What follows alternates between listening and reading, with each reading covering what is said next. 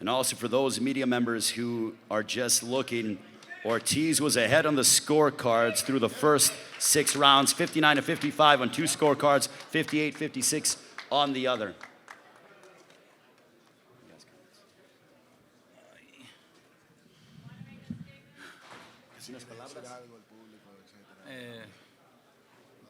Gracias por venir a todos. Thank you for coming.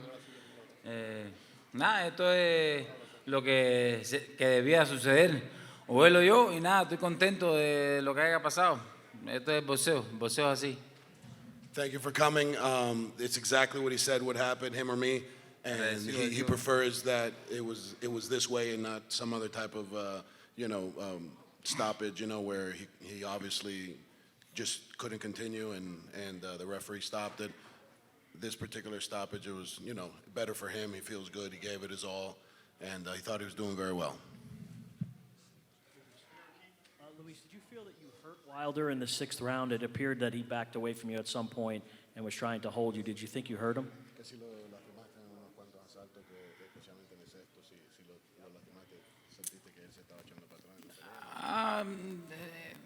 Era el plan que teníamos de trabajar y trabajar y trabajar. Ese era el plan que teníamos. Si estaba lastimado o no, yo seguía trabajando. Todo el mundo lo vio. The game plan was to obviously back him up, get behind some combinations, and try and set him up for the shot, and not just try and hit the home run. He wasn't sure if he was or he wasn't. He wasn't really paying attention to that. He was just continuing to try and work and do what we worked on, trying to get the job done. Luis, right in front here.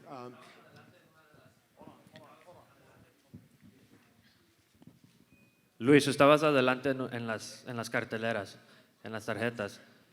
¿Sí sentías así? ¿Sentías que estabas dominando la pelea? Sí, yo me sentía concentrado y haciendo mi trabajo. Estaba haciendo todo el plan que Germán me estaba diciendo que era el que había que hacer. The question was that he was ahead on the scorecards if he thought that he was effectively doing the job, and he answered that yes, it was the game plan of how to attack Wilder. He was following the instructions that I was giving him in the corner, which was to stay close and stay behind the jab and at the angles. And it's just like Wilder says, 1 second is all he needs. Luis, right in front here. I'm wondering if you were surprised by the way Wilder fought you, not throwing a lot of punches, seemed like he held the right hand back a lot of the night. And secondarily, if you can answer, how do you think Tyson Fury would do against him in a rematch now that they've been in together? Que él piensa que Wilder hoy no estaba peleando tan agresivo, que estaba más respetándote a ti, especialmente con la recta, no la estaba tirando bien. ¿Cómo tú crees que en la revancha de Tyson Fury va esa pelea con ellos? Bueno, es diferente.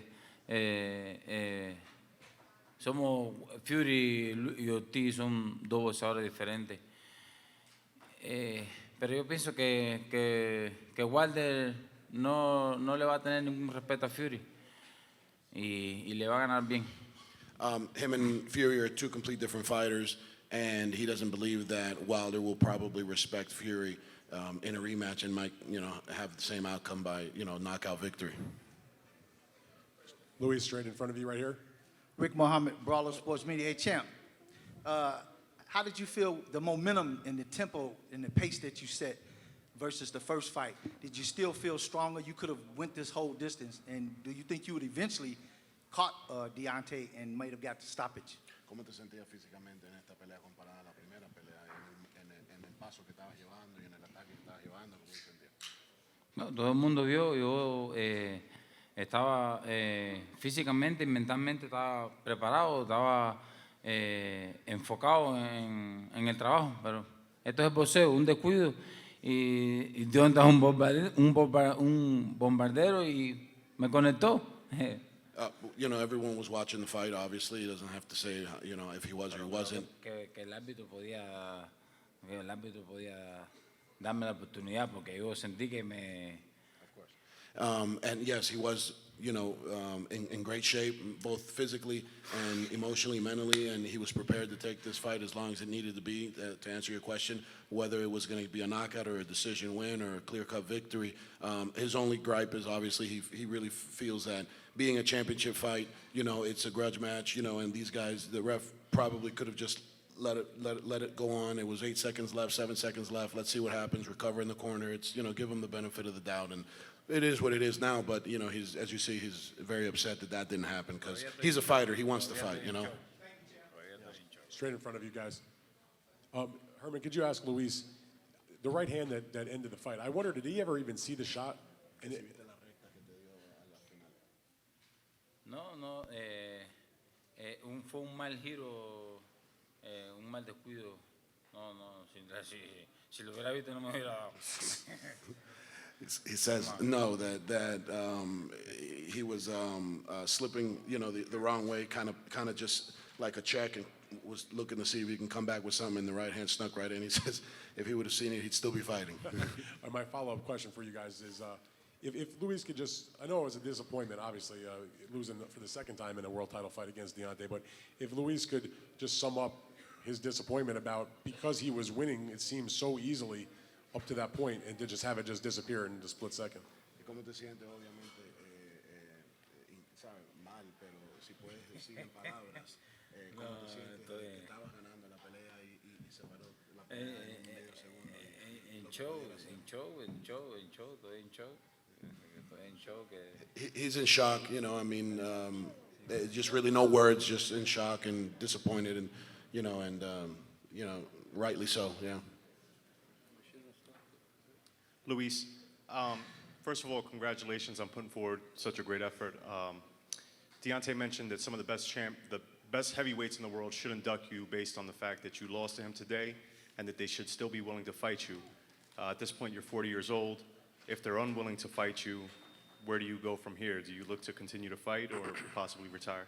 Deontay dice que no importa que en 2 peleas perdiste con él, que los mejores heavyweights del mundo deben pelear contigo y darte las oportunidades para probarse.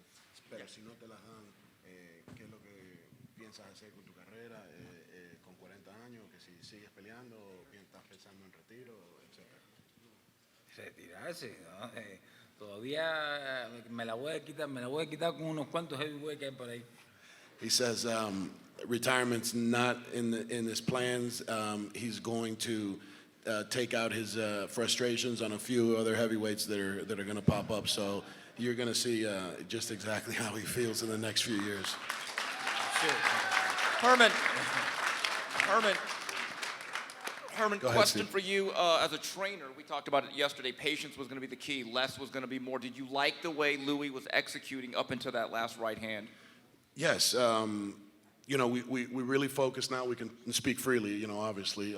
We really focused on, closing the gap and staying at a mid to short range and just getting past the jab and really pivoting out on the angle. And we knew that Wilder and his team, great team, were going to try and close the door from Lewis's, pivoting foot. So we started going the other way and then come back to that side. And it was working very well. It kept them a little off guard. And obviously the jab is paramount with any southpaw.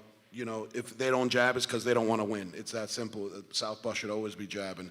And it worked very well. I was very happy in between rounds with him, just calming him down. He was very excited to get, the show on the road, as they say. And it's just unfortunate. It's just one little pivot on the ropes, and that's, the space you can't give him because you can't go nowhere. You're just on the rope. So, overall, I'm very proud of what we've done, what we accomplished. It was a hard 12 weeks. It's not easy, regardless if you're 20 or if you're 30, if you're 40, 12 weeks in a camp is definitely, a sacrifice, and it's very difficult. I got nothing but the utmost respect for him. And they asked me this question yesterday, what I thought, and I just thought, as a human being, it's bar none what I'm most proud of is just who he is as a man, as a father, as a human being. And that's, to me, bigger than just, the athlete. And I choose who I train because of some of those things. It's not so much because of what they can do in a ring. There's a lot of people that are just not worth it, and this is a man that's worth going to bat 150 times for. Thank you. Dándole gracias a Showtime Pay-Per-View, a Fox, mi manager, a mi team, a Jaime, a Luis de Cuba Jr., a mi entrenador, al nuevo Jera que está aquí para hacerle saber a la gente mía de Miami. Y nada, que King Kong, el heavyweight que crea que yo estoy viejo, que brinque las cuerdas. He says that obviously you understood some of that. He wants to thank everybody, Fox, you know, Al Heyman, obviously, Deontay Wilder first and foremost, you know, and everybody on his team from his managers, you know, Jay and Javier, from King Kong Boxing, Yuka, you know, Wade from UNLV here is a phenomenal person as well. And if there's any heavyweight that thinks that he's old, jump the ropes, get in the ring.